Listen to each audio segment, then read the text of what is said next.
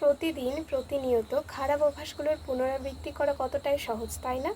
আবার অপরদিকে আমাদের ভালো অভ্যাসটা গঠন করা ঠিক ততটাই কঠিন। আমরা বুঝতেই পারি না যে আমরা যদি প্রতিদিন একটু করে ভালো অভ্যাস গঠন করি, সেটা আমাদের জীবনে গভীর প্রভাব ফেলবে। যেমন একটু মেডিটেশন করা, ব্যায়াম করা বা নিয়মিত পড়াশোনা করা। আমরা এই সহজ কাজগুলোও, সাধারণ কাজগুলোও সাধারণভাবে করতে পারি না। আমরা খারাপ কাজটা যেগুলো আমাদের ক্ষতি করে সেগুলোর দিকে বেশি প্রভাবিত হয়। যেমন বেশি করে ফোন দেখা, তারপর হচ্ছে বিনা কারণে সময় নষ্ট করা, এগুলো আমরা করতে থাকি।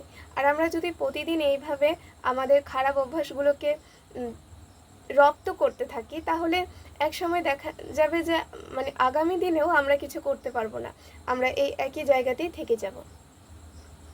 তো আমাদের প্রতিদিন চেষ্টা করতে হবে ভালো অভ্যাসগুলো গড়ে তোলা। আর আমরা যদি প্রতিদিন আমাদের এই ভালো অভ্যাসগুলোকে রপ্ত করে নিতে পারি, তাহলে সেটা একদিন আমাদের পরিচয়কে চেঞ্জ করে দেবে, আমাদের একটা দায়িত্ববান মানুষে পরিণত করবে। তো চলো আমার গতকালের স্টাডি রুটিনটা তোমাদের সঙ্গে শেয়ার করি।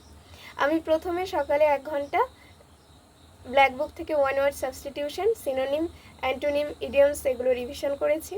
তারপর 1.5 ঘন্টা মতো কয়েকটা ম্যাথ সলভ করেছি।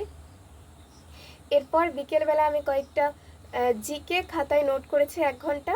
আর রাত্রেবেলা আমি গ্রামারের যে সাবজেক্ট ভার্ব অ্যাগ্রিমেন্ট চ্যাপ্টারটা রয়েছে, সেটার আমার খাতায় নোট করা আছে, সেগুলো থেকে আমি কনসেপ্টগুলো দেখেছি, বুঝেছি। তো এটাই ছিল আমার গতকালের স্টাডি রুটিন। তোমাদের যদি ভিডিওটা ভালো লাগে অবশ্যই একটা লাইক করে দিও, চ্যানেলটাকে সাবস্ক্রাইব করে আমার পাশে থেকো। আজকের জন্য এতটুকুই, আবার দেখা হচ্ছে নেক্সট ভিডিওয়ে।